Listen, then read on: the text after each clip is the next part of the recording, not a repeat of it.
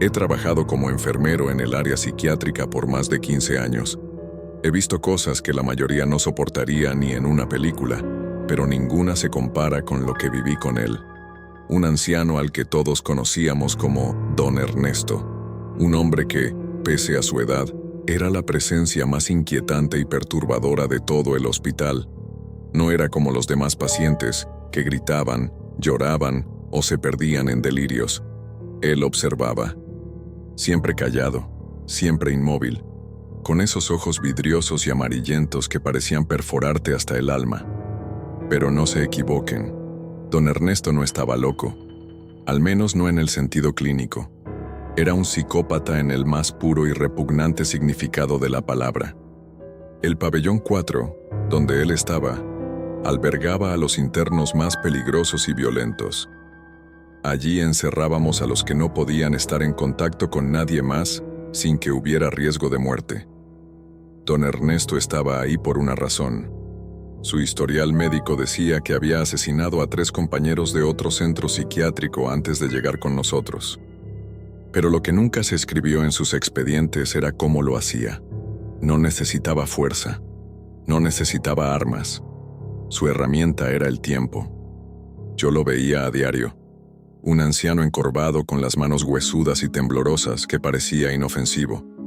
Pero el ambiente en el pabellón cambiaba cuando él estaba despierto. Los demás pacientes, incluso los más agresivos, lo evitaban.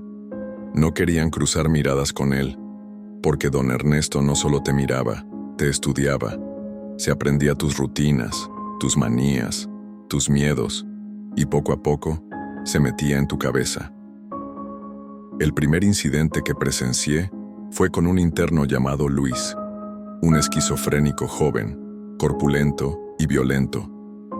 Una noche, mientras hacíamos rondas, lo encontramos temblando en la esquina de su celda, con las uñas arrancadas y la boca sangrando. No dejaba de balbucear el nombre de Ernesto. En las cámaras no vimos golpes, no vimos peleas, pero se veía a Don Ernesto de pie, junto a los barrotes, susurrándole algo durante horas. Horas. Luis fue trasladado a la enfermería y nunca volvió al pabellón. A los pocos días, se ahorcó en su celda de aislamiento. Con el tiempo, entendí el patrón. Don Ernesto no atacaba físicamente. Primero te destruía la mente. Era paciente. Se acercaba a un interno, lo miraba por días sin decir una palabra. Luego comenzaba a hablarle de madrugada, aprovechando los momentos en que todo estaba en silencio. Nadie sabía exactamente qué les decía, pero todos coincidían en que lo hacía con una voz tan baja que parecía que hablaba desde adentro de tu cabeza. En una ocasión, el interno Ramírez, que había estado estable por meses, despertó una madrugada y comenzó a arrancarse la piel de los brazos con los dientes.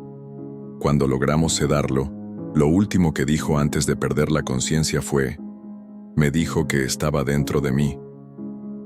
No había cámaras en esa celda, pero al revisar los registros, descubrimos que Don Ernesto había pedido ir al baño esa noche, justo antes del incidente. Casualmente, su camino pasaba frente a la celda de Ramírez. Algunos enfermeros creían que el viejo tenía una especie de hipnosis natural. Otros pensaban que simplemente era un manipulador nato, que sabía qué decir para hacer que alguien se quebrara. Yo no sé qué pensar. Lo único que sé es que él disfrutaba. Podías verlo en su sonrisa. Una sonrisa que no mostraba dientes, pero que hacía que la piel se te erizara. Con el tiempo, comenzaron los ataques físicos. El interno Gómez apareció con los tendones de la mano cortados con un objeto punzante. Nunca encontramos el arma. Don Ernesto, sentado en la esquina de su celda, solo observaba cómo lo sacábamos en camilla. El interno Paredes fue hallado con la tráquea aplastada, como si lo hubieran estrangulado con algo. Nadie vio nada, y don Ernesto ni siquiera estaba asignado a ese sector esa noche. Pero su celda estaba justo encima de la de Paredes, y encontramos una cuerda hecha de sábanas colgando por una rendija de ventilación. Yo soporté todo eso, hasta que comenzó conmigo. Primero fueron las miradas. Podía estar sirviendo la cena y sentir su vista fija en mí. Si me giraba, él sonreía. Luego vinieron los susurros. No escuchaba palabras claras, solo un murmullo constante cada vez que pasaba frente a su celda. A veces, al cerrar los ojos por la noche en mi casa, sentía que seguía ahí, detrás de mí. Una madrugada, mientras revisaba las celdas, encontré algo en mi casillero del hospital. Era una bolsita de plástico. Dentro había un párpado humano, seco, arrugado, y una nota con mi nombre, escrita con algo que parecía sangre seca. Nadie tuvo acceso a mi casillero, nadie, excepto el personal. Pero don Ernesto no necesitaba llaves. No sé cómo, pero podía entrar donde quisiera. Lo reporté. Pedí que lo trasladaran, que lo aislaran, pero era astuto. Sabía cuándo comportarse como un anciano frágil y dócil y cuándo dejar que su verdadera naturaleza saliera. Los psiquiatras lo consideraban controlado. El último incidente que viví con él fue el más perturbador.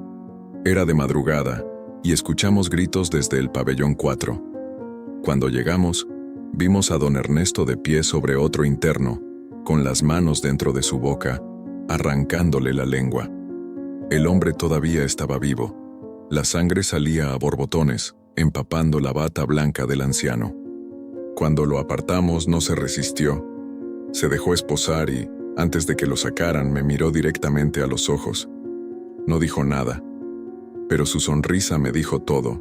Han pasado 3 años desde que lo trasladaron a otro centro, pero a veces, cuando estoy solo en las rondas de noche, juro escuchar ese murmullo, como si estuviera detrás de mí, como si nunca se hubiera ido, y sé que el día que vuelva a escuchar mi nombre claro y nítido, será la última vez que alguien lo escuche de mi boca.